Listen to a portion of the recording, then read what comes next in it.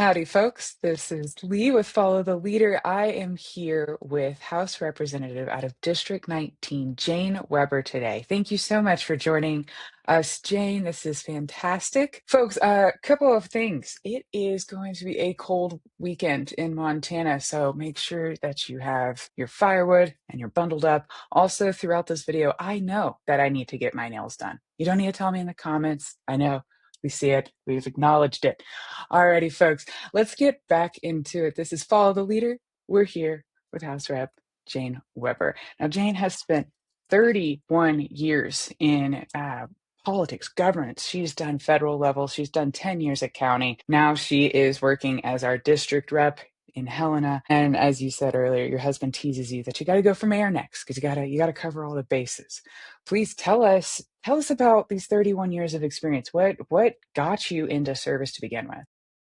Well, I moved to Montana in my 20s and went to college at the University of Montana. And originally, I thought I wanted to be in recreation management, and I ended up loving the outdoors. So I got into outdoor recreation management instead, and I got a job with the Forest Service.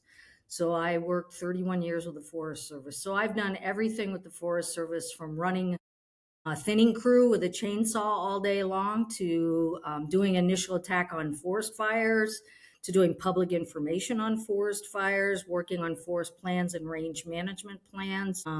And I just really had a wonderful time. I ended my career as the director at the Lewis and Clark Interpretive Center. So I did that for the last 10 years, working with this community, because this is a community project, and we would not have the Lewis and Clark Interpretive Center if we did not have the support from this community. So it was a wonderful closing experience for me with the Forest Service, Lee. I had never done anything like that. To be honest with you, I also have a degree in art.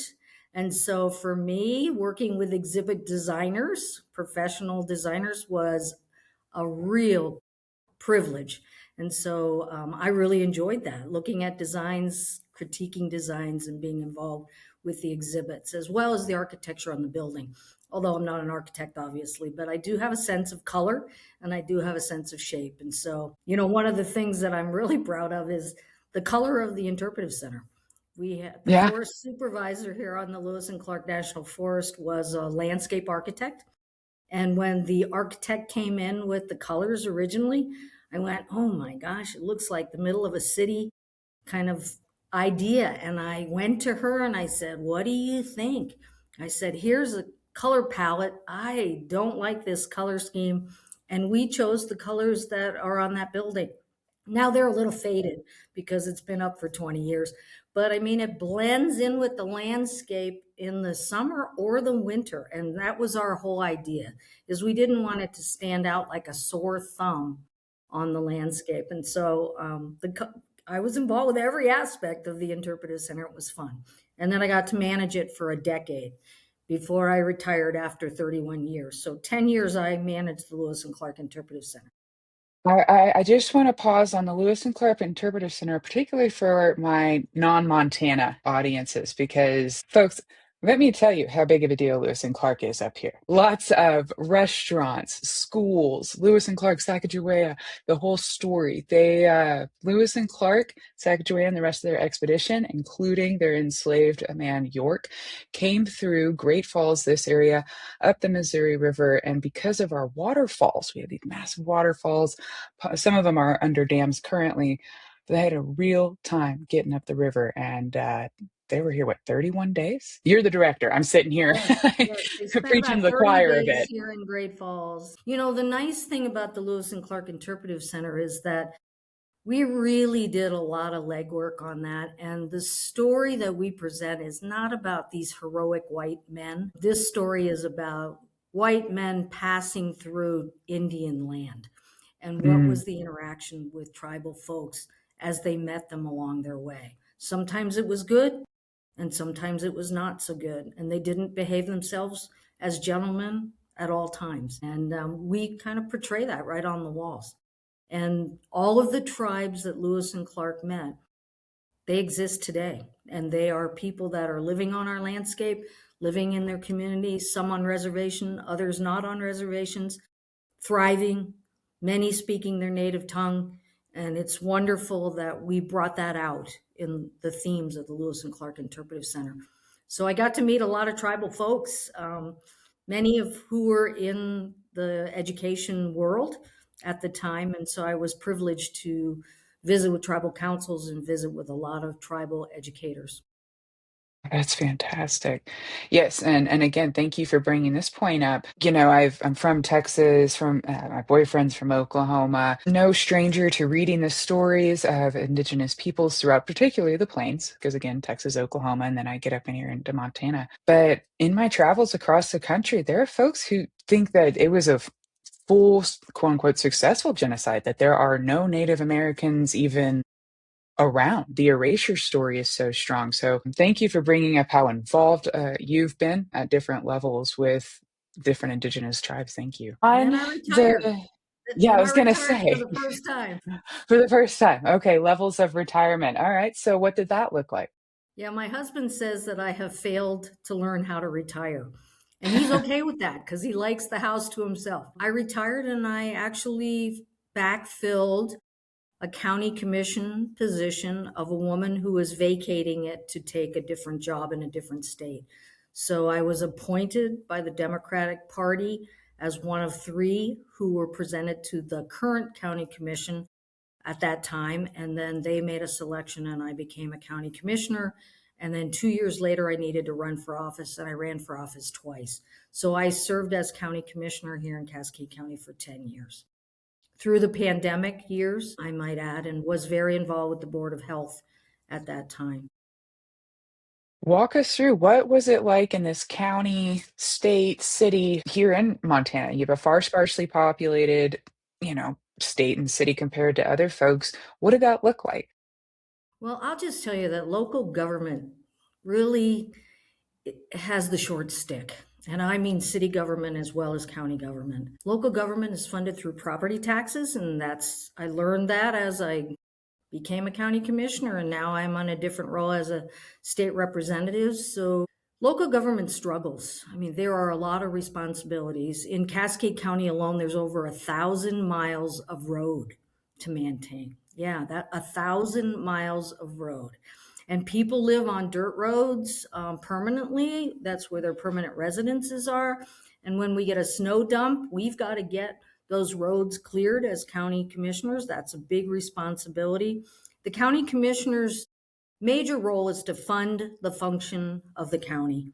And so I learned how expensive it is. I know that they're spending much more now with inflation, but you have to think about all the responsibilities that a county commission has to serve the people. So it's not just roads, it's public safety. So all of the sheriff's operations have to be funded, all the detention center operations have to be funded, the juvenile detention center has to be funded, the fairgrounds is a major operation, planning office for zoning. We also fund the county attorney's office when you're a county commissioner, all the folks who work in our court system that assist us. Now, the judges in district court are funded by the state, but the staff that serves them and surrounds them is paid for, and they are county government employees.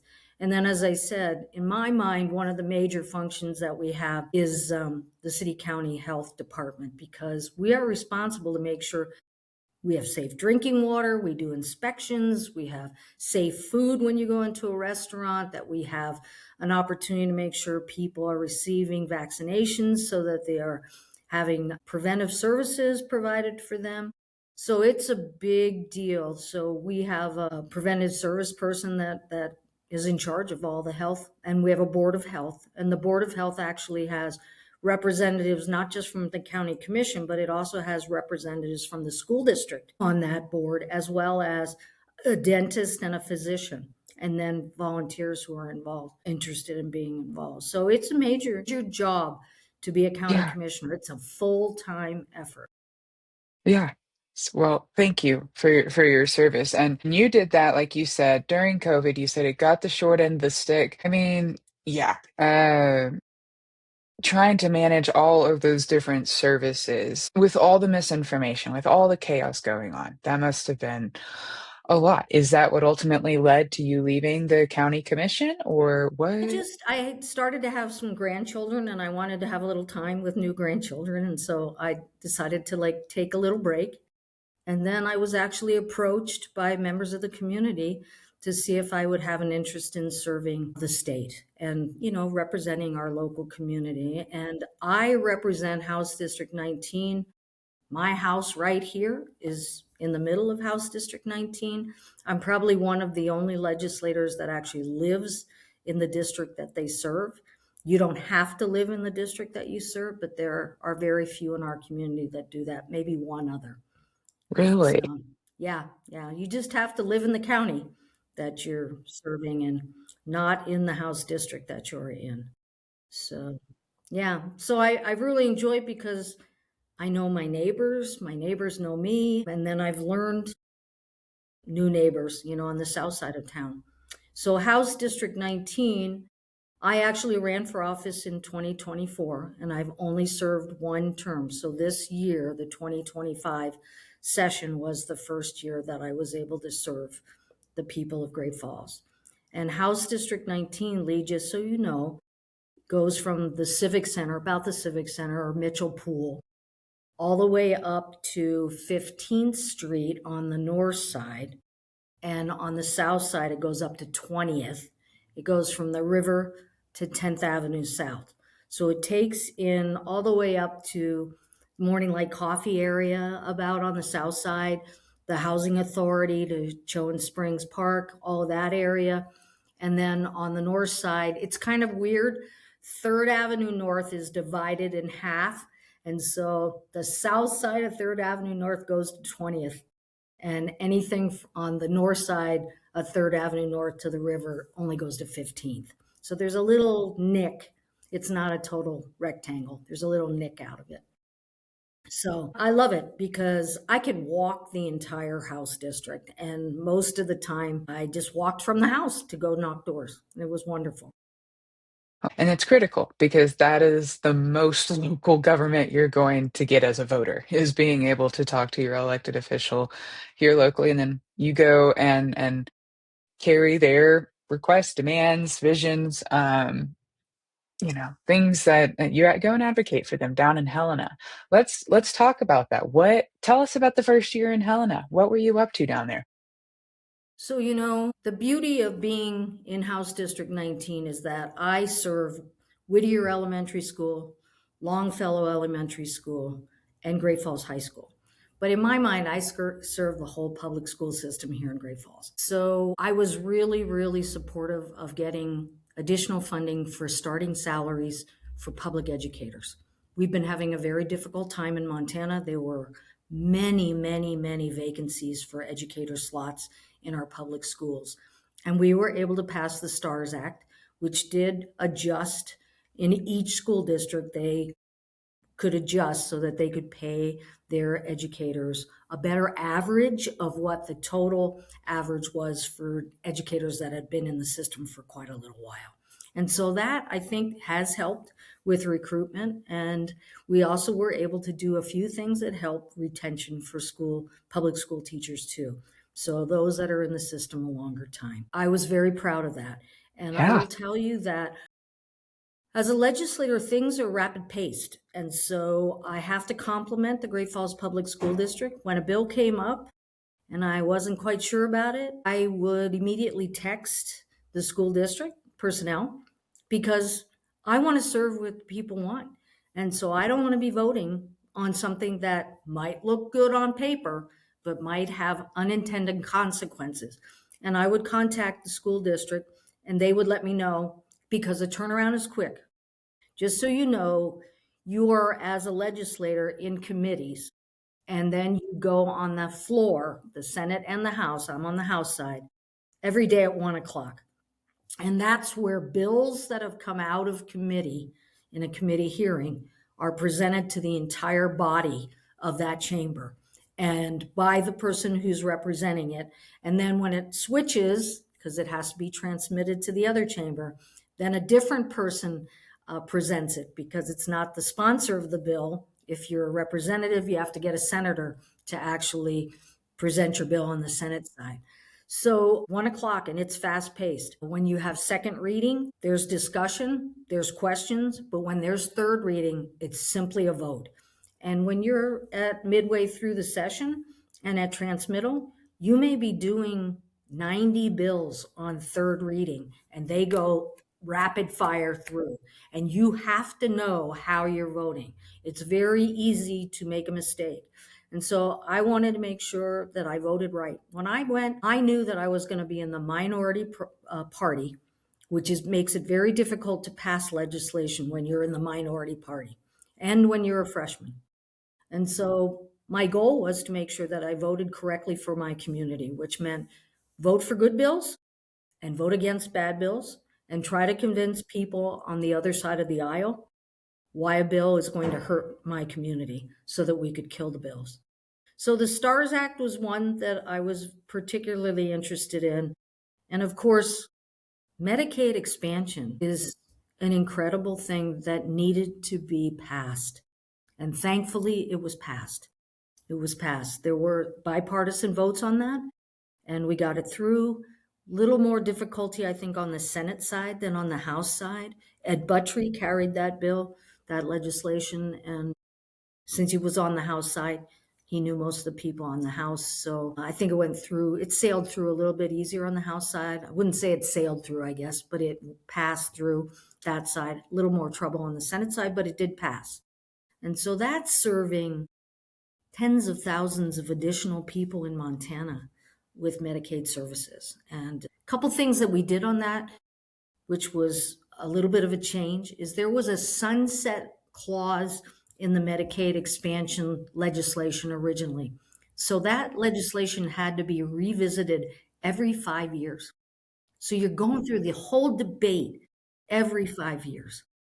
Well, there also was language in the legislation that said the federal government contributes 90% of the funding to the state, and the state only has to match 10% for the Medicaid expansion portion. The language in the legislation said that if that proportion changed, so for instance, if the federal government said, we're only going to contribute 85%, and now state has to contribute 15%, it automatically goes back to the legislature for reconsideration. So I call that it's like belt and suspenders, protection. So really the 5-year revisitation clause wasn't needed. And so when we actually reauthorized Medicaid expansion, we got rid of that 5 years. So gosh, we aren't going to be revisiting it every 5 years. Only if the federal government changes the match will that be revisited. So Right, but those that's were just a couple nice. things that were really important to me. I will tell you that there were over 20 bills that were submitted that were trying to make our judges be partisan races. I feel strongly that our judges should not be partisan races. They are not in this for politics. They are in this to make sure that when people come before them, that they interpret the law correctly and then rule on that for the individual who has come before the bench. And so we were able to kill, and so I'm proud of the kills just as well as I'm proud of the passage of legislation. We killed most of that partisan legislation language. And that was a battle. Every single time it was a battle. And it would just come up with different iterations with different bills, Right. some that you could take money from a PAC, a partisan PAC, or some that said you had to identify your party on the ticket when you registered as a judge. And we were able to get rid of all of those. So that was really, really helpful. So The to other thing follow that up on that question real quick, the trying to make the judges partisan, that's at all levels, including the Montana Supreme Court. Like what? Yes, it would Wow, have been the district court level and the Supreme Court level, both. outright partisan. Okay, so Yeah, there's outright there's clear partisan, but we stopped it. intention to start packing court. Okay, here it Yeah, is. we stopped it. Oh, And thank Lee, you for your the other stopping. thing is that, our home values have escalated since COVID all across the nation. And I don't know if you know this, but Montana, by the National Association of Realtors, they claimed that Montana was the least affordable state to live in the nation. Just a couple years ago, they said that. And when you look at some of our communities, I don't know how people in the service sector with wages in the service sector, wait staff, people who are working in our hospitals, cleaning our hospital rooms to make sure we don't have infections when we come into that hospital room, anybody that's a janitor in a school. And I don't know how they live on their wages in some of the communities like Gallatin County and Missoula County and Flathead County and even Yellowstone County. And now here in Cascade County, it's the pricing of houses, even though we've stabilized as a state in probably the last maybe 18 months, we're still Okay. high. Right. And it's tough for young people to even consider buying a house. The affordability issue is huge in the nation, but it plays out here too. So one of the things that we were able to do is pass some relief for property taxes. And so I'm really glad for that. It varies by county, Lee, because each county has an opportunity to apply mills. And as you know, each county can have voted issues on the ballot, which could increase assessments. So I'll give you an example. In Lewis and Clark County in Helena, they just passed a school bond, which is many, many hundreds of thousands of money that's they're going to be assessed for the next 20 years. And so it's good because they had some high schools that were going to have to be closed down. And we did that in Cascade County in the Great Falls public school system, what, close to 8 years ago now, probably.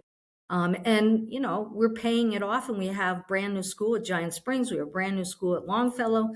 We have wonderful new addition at Great Falls High and new additions at Sam Russell, as well as many many things that were improved in some of our elementary schools. So, when you have that, it does affect, because your assessments can increase your bill that you get from the Yes. treasurer's office. But if you look at the line item for your property taxes, here in Cascade County, I've been talking to people who had their primary home owned here, and you must live in your home 7 months of the year to call it your primary residence. And I've heard people that have had tax reductions anywhere between $300 to $1,100. Oh, So wow. it just varies what your house assessment was at. And I will just tell people who are listening to your podcast, if they are here in Cascade County and their property taxes went up, then they might want to talk to the Department of Revenue about the valuation of their home, because it may have been overinflated. And you only have a small window once you get your appraisal to actually appeal it to the county. The county does the first level of appeal. And then if it doesn't go your way, you have an opportunity to appeal it to the state Department of Revenue level. But if your taxes didn't go down, your property taxes, you might want to take a look at how much your valuation on your home went up. Because I know someone whose valuation on their home went up to 1.5 million, but a house next door to them, which sold recently, was only valued at like $750,000. And so something's wrong there, but they missed the window to actually appeal it. So you have to wait for the next cycle, and you won't get it back. But in the next cycle, maybe you can get it corrected. So those are the kinds of things that we did in the legislature that I'm really, really proud of, helping with property taxes. Now I'm going to tell you, it's not perfect. We made a mistake in one area in property taxes, and I'm going to own up to it. Second homes.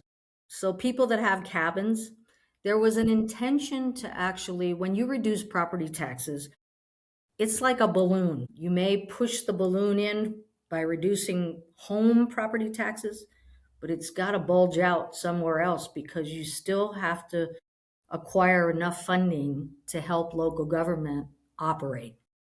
And so what happened was, the intention was that out-of-staters, was the real intention, who have a second home here in Montana, who only fly in at Christmas time and fly in the summer for a couple weeks. And it's a second home. They live somewhere else in another state.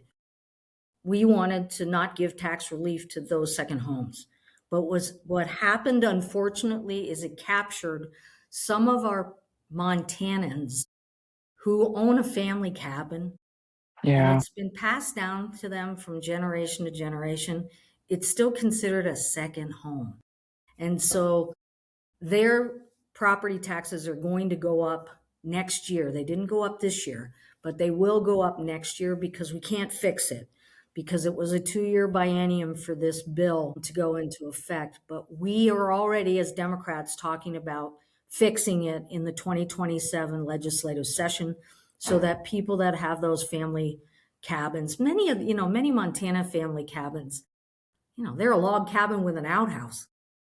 These second homes that are owned by people from out of state are $5 million second homes up in Big Sky, Right. or up in the Right. Flathead Valley. They are not what we Montanans consider a vacation home. So I will say that I'll admit to that mistake, Lee. We'll need to correct that. And I apologize to those who do have a family cabin, because next year their taxes for that family cabin will go up. Yes. Well, and thank you for showing where, you pass bills with an intent, and it's just it get passed before you're able to cover, like you said, some of the fallout that is impacting local Montanans that, like you said, those family cabins too, a lot of them are outright owned. There's just, I don't know, if there's, but, okay. Well, So since we're talking about a family cabin, I'll talk about some legislation I tried to get passed. please. Remember, I was the minority party, I was a freshman. So I had two bills that I really wanted to get passed and I did pass one bill, but not these two. And, one of the things people have said, when you go to the legislature, what did you notice the most? And I said, you know what I noticed the most? I noticed legislators that come over there to benefit themselves. They either own a business, their children own a business, they got a complaint about something because of a subdivision they're in. They're coming to benefit themselves. I had done public service all my life. I've got a federal retirement. I don't need money. I am still paying on my home. After all these years, I still have a owner loan, just like everybody else. I pay my taxes just like everybody else. But I went over there for the people. I went over to help the people of Montana. And when I say that I represent House District 19, I certainly do. And that's the voters who vote for me. But I represent all Montanans because you are passing laws that affect every citizen in the state of Montana. And I went over there with no agenda except to help people. So here's two of the legislative laws that I tried to pass. And one of them helps rural Montanans. With climate change, and I admit there's climate change, not everybody in the legislature believes there's climate change. Oh, I yes. truly believe there's climate change because I moved here in 1975 and I worked for the Forest Service right out of the chute. I had seasonal jobs with the Forest Service. We did not have forest fires like we have now. We did not have mountain pine beetle kill like we have now. We did not have flooding like we have now. And we did not have major snowstorms that dropped a bunch of snow at one time and caused problems. So one of the bills that I had was what I call an emergency relief bill for rural people. Okay. Nobody in an incorporated town or city could apply for this help. But if you're a rancher or a farmer or a cabin owner and you're out in the rural community, and I'll give you two examples. One would be if a windstorm came through. And if you know Nyhart, a windstorm did come through Nyhart a couple years ago and it blew down trees. And when I say it blew down trees, it just cracked them off 20 feet up in the air, and the tops fell on cabin roofs, fell on Jeez. outhouses, crossed over on roads, tore down fences. I mean, and just one major event came and wreaked havoc. And a lot of these people, when we're talking about cabins up in that area, they don't have a lot of money. It's a family cabin. And it was their responsibility to remove the timber off the roof of Mm. their cabin, off the roof of their outhouse, even to clear it so they could even get into it. Because if it's a private dirt road, they had to clear their own roads. The county did a good job getting the county roads cleared, and Northwestern Energy did a good job getting power restored. But the cabin owners were responsible for that, and they couldn't afford it. The second thing I'll give you an example on is a fire. If a forest fire comes out of the National Forest or Bureau of Land Management land, or even starts on private land and goes from property to property, it can burn up every fence you own. It can burn up all your stock watering equipment. It could burn up all your hay. And I have experience with that from the 1988 fires that blew out at Augusta and burned up all the hay. And the ranchers had nothing to feed their cattle. And there's many of their cattle were actually injured, still living, but injured, and they needed help. So this legislation I propose, Lee, would have provided for rural folks when there is a natural event. So Yes. wind, flooding, snow damage, any of those kinds of events, they could come to the county commissioners. The county commissioners, and I got the county commissioners to agree to this. The county commissioners do not have to declare a disaster area, because if they declare a disaster area, they have to apply 2 mills, and every one of us taxpayers in the county pays those 2 mills to actually do the work to fix the catastrophe. So instead, the county commissioners could admit in an agreement and in a public meeting to say, there's been a natural event that has really affected rural Cascade County in this area, and they can draw it on a map. And then those landowners, cabin owners, farmers, ranchers can come in and come to the state and request what I call emergency assistance. And that is short term, just to get them back up on their feet. So let's use the example of no feed. So if they need feed for their cattle, guess what? Their neighbor is probably in a drought situation too and can't spare extra feed, extra hay bales for their cattle. Hay bales may have to be shipped in from South Dakota. And so if there's 3 landowners, they can apply for this assistance up to $10,000 each. So let's just Okay. use the 3 landowners, Yeah. $10,000 each, but each of those landowners must pony up $2,500. So really it's only $7,500 each for the 3 landowners that the state would provide as assistance. But you've got $30,000 to work with because it's 10,000 for the 3. Then our conservation districts, and we have the High Plains Conservation District here. And I went actually to the Montana State Association of Conservation Districts to make sure they'd be willing to do this. All conservation districts then would administer the contract. So the county commissioners don't have to administer the contract. The conservation districts administer the contract. They take a small administrative fee to do it, but they could hire folks in South Dakota to truck in the hay and have it in here in a day. And so that we're feeding those cattle. And in the instance of, let's use the instance of the wind where all the trees came down, if 3 landowners went together, the conservation district could then contract for a logger. Because I got to tell you, this isn't a Oh, small yeah. chainsaw operation. This is a Right. logging operation Right. with Right. this kind of tree downfall. Could come in for $30,000 and clean up the properties for those 3 landowners. And so that was a bill I was really excited about because I had county commissioner support, I had conservation district support, and obviously farmers and ranchers were supportive of it. But I'm in the minority party. I understand how it works.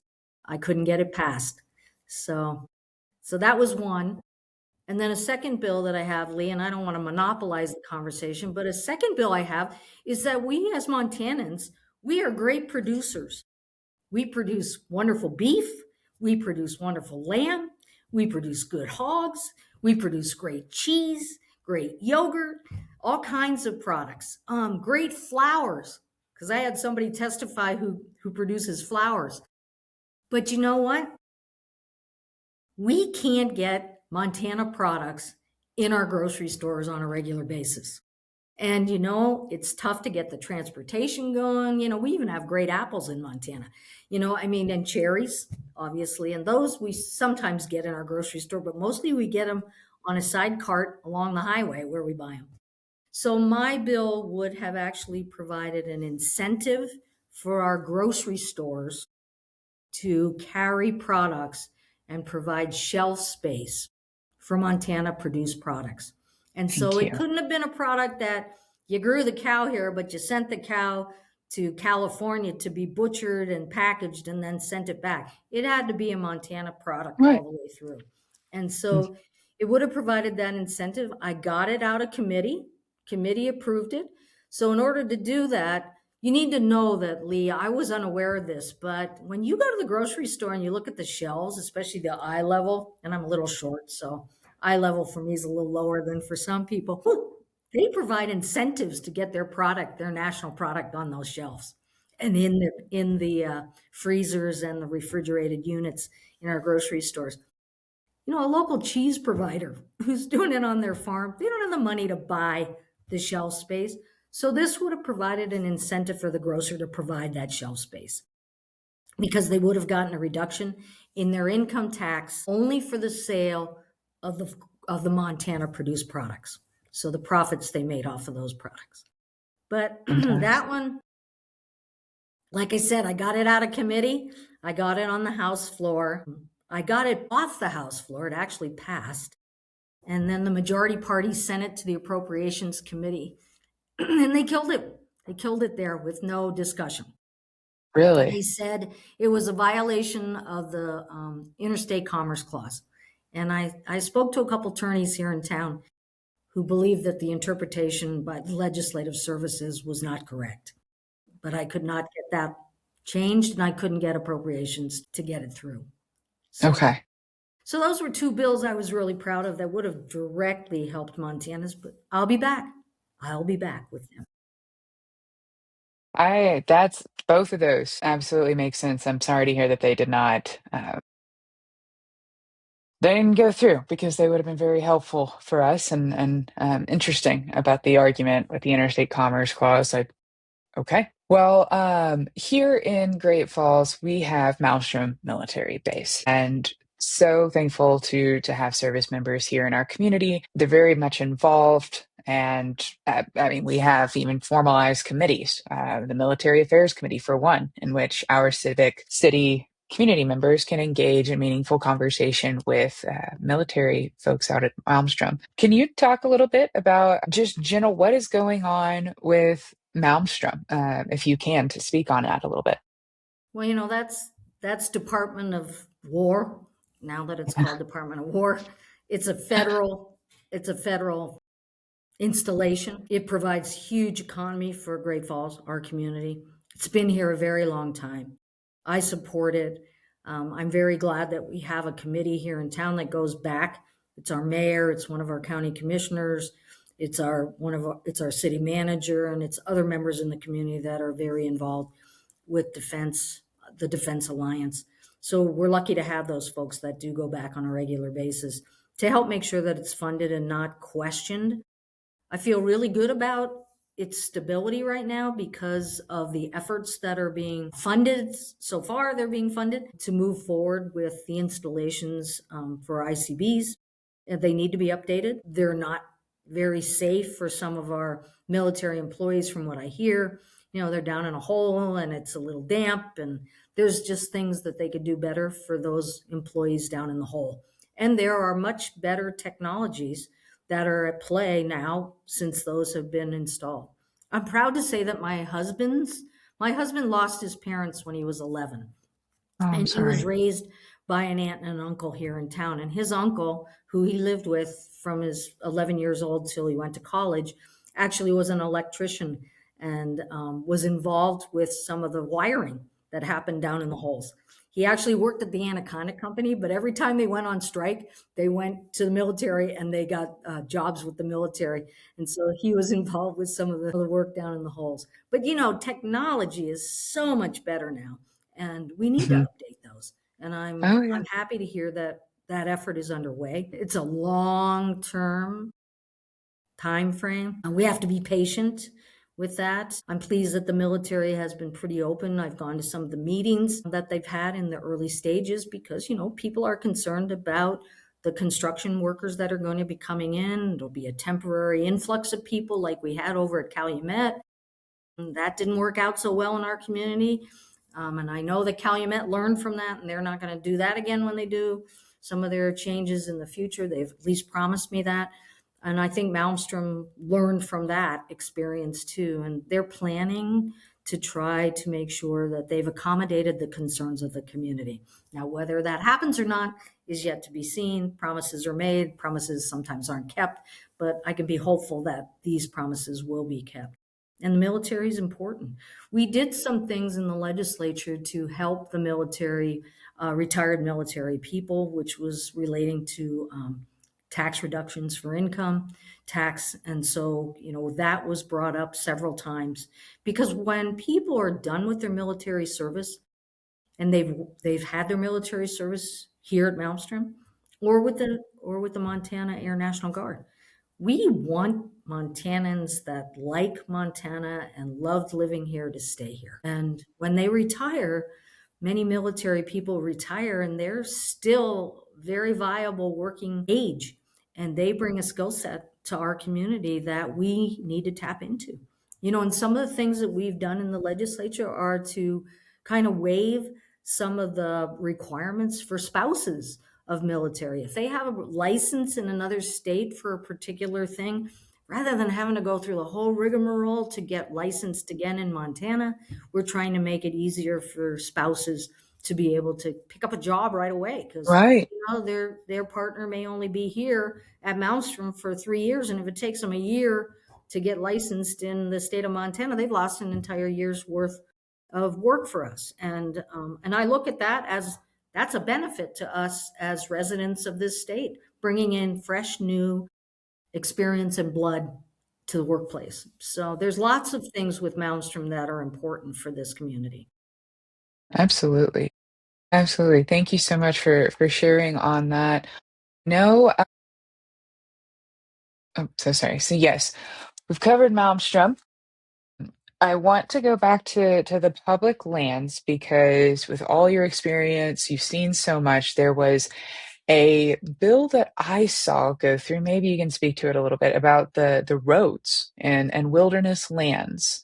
Are you familiar with the paved? Was that I think I find the having official this? name of it. Yeah, give me a little bit more on it. So paved roads into the national forest, or was it access? Let me give you my perspective anyway on public lands. Okay. I, I'm a I'm a public lands junkie. Yes. And I readily admit that when people say keep public lands in public hands, that's not enough for me. If it's federal lands, I want the federal lands to stay in federal hands. I do not want federal lands to go to the state. And there are some people who would like to see national forests properties go to the state of Montana.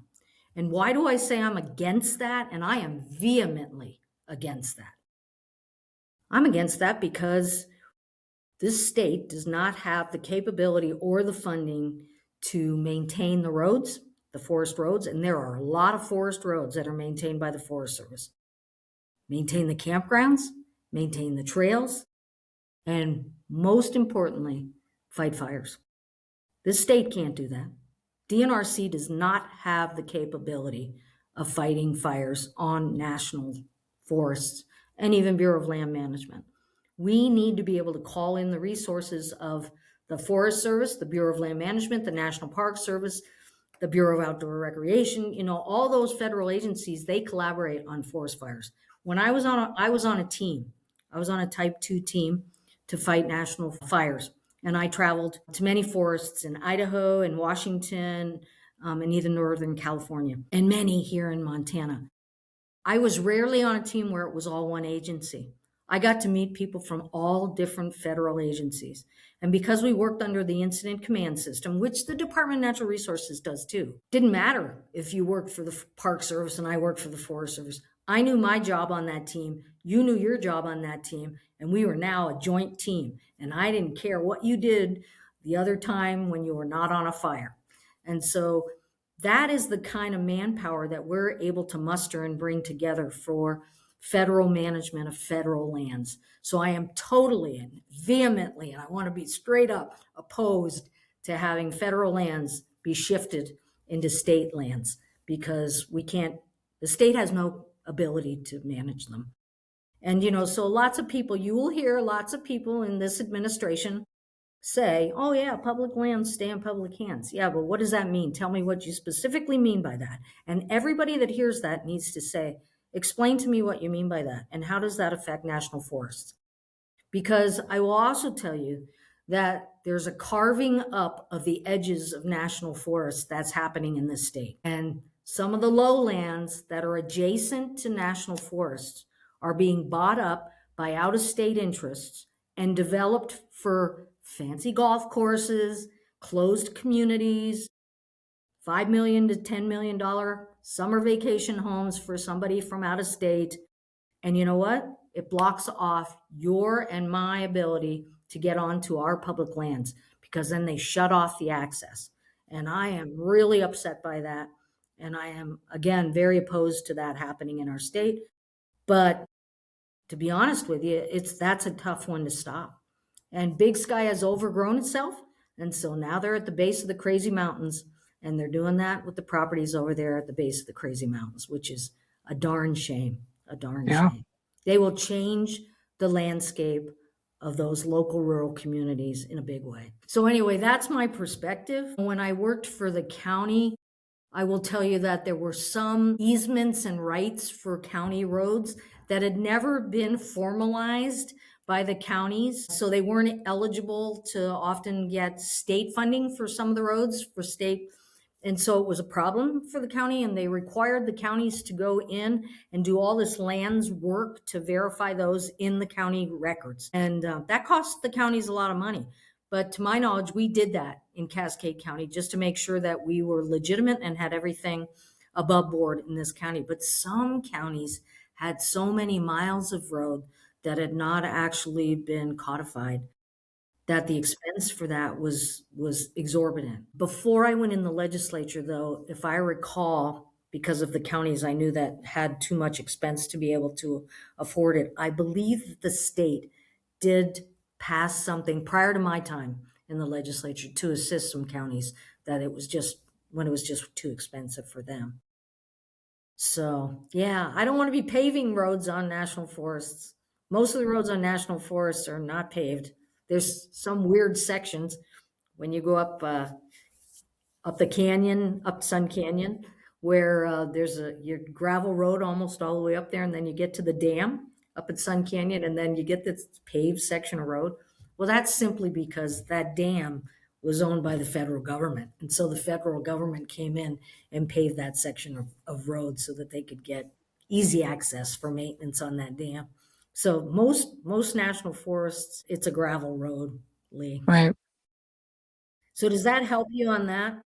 Oh, absolutely. I mean, it's just that was an uproar. I mean, it was on 60 Minutes a few weeks ago that Montana lands or and Zinke was on there and just talking about what's going on federally Well, and I'll and tell you, so I don't know if you realize it, but this federal administration, we are in Region 1 of the Forest Service here.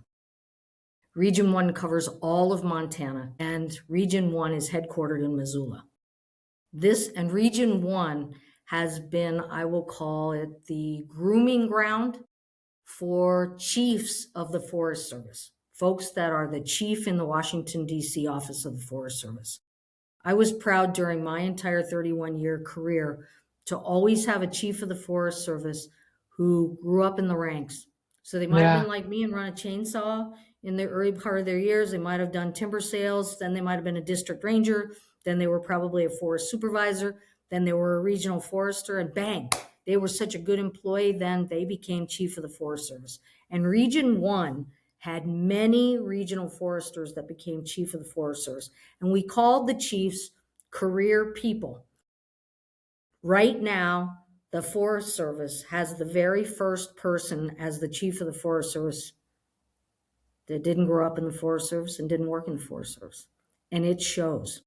It shows. They don't understand the agency. They don't understand the mission. And now this administration at the federal level is proposing to close Region 1's headquarters in Missoula. I don't think people have any understanding of what that's going to do to the impact of the economy of Missoula when that happens.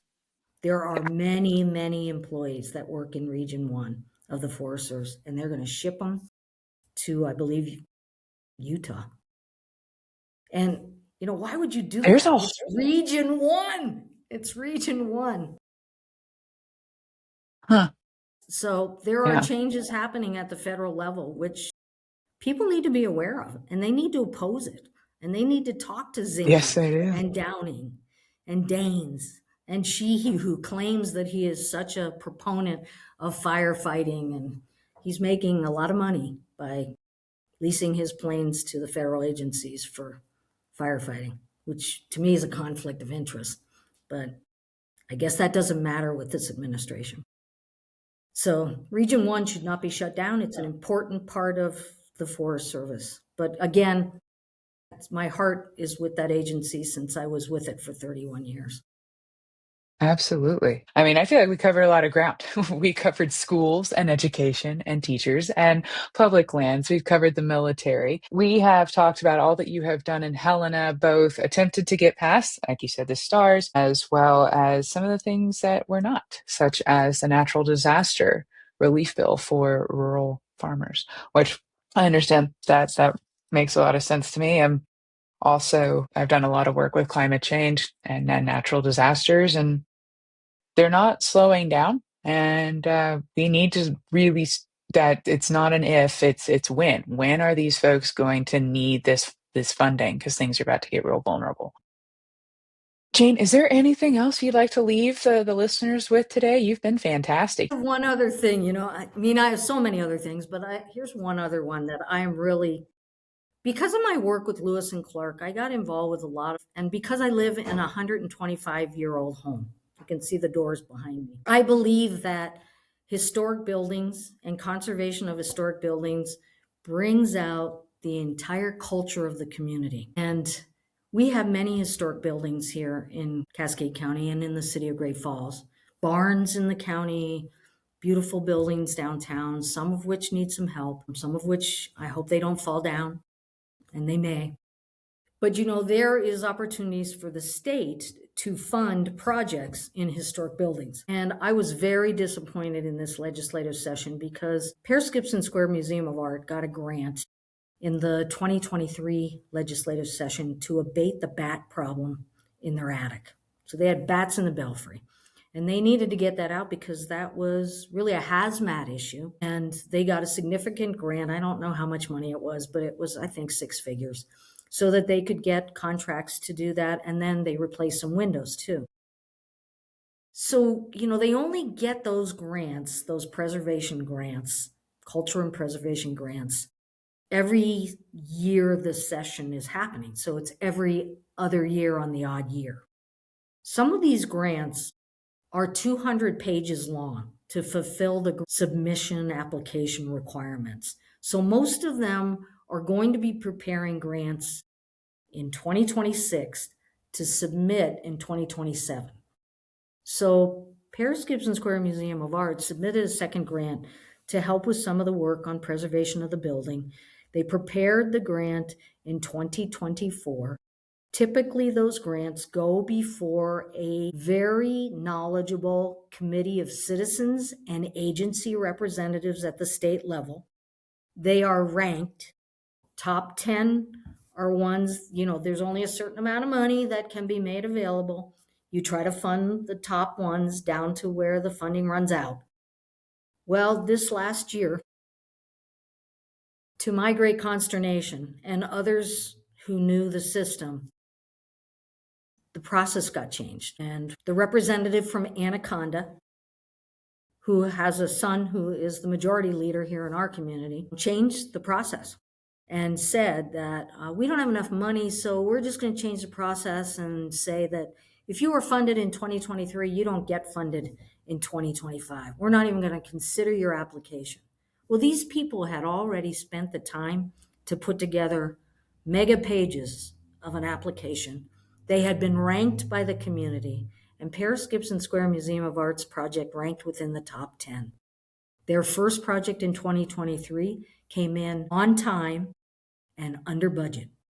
And so they are a performer that it would have shown they had demonstrated they could perform. Yeah. And their project got thrown out the window so that this representative's project in Anaconda, where he lives, could go up the list and get funded. That's the kind of thing that drives me crazy. And I don't think that's moral. It's not ethical. And those kinds of conflicts of interest should be revealed. They kind of get revealed through back doors in Helena. But I'm just going to close by saying, Lee, my whole purpose is to bring the moral compass back to government. I'm there to serve the people. And I don't vote for anything that can benefit me specifically and only me. Thank you. Thank you for your integrity, for your honesty, for spending time with a constituent. Actually, I think I'm out of your district, but that's okay. I do so much with downtown Great Falls. But thank you. You have been a fantastic guest. Is there any way or anything else you'd like to say to the listeners about how to get in contact with you or what they can do to learn more?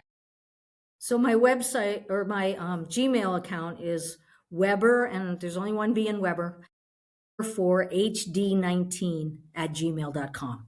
And just, you can email me there. But you know what? People say, why do you give out your cell phone number? So I give out my cell phone number. So 406 area code on Montana. So it's 781-0741. And 41. People can call, leave a voicemail message if I don't pick up. Now that I'm a legislator, I pick up calls even if I don't know who's calling me. So Yeah. because it could be a constituent that needs help. And like I said, just even last week, I had a constituent who isn't actually a constituent. He lives east of town, but he had some problems with his SNAP benefits, for his food stamp benefits. So if somebody asks me for help, I'm going to try to figure it out for him. Do the best I can. Thank you. And thank you so much for your service, Jane.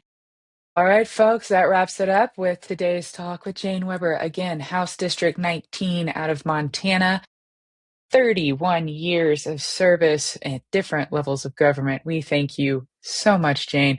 And folks, we'll see you next time on Follow the Leader. See ya.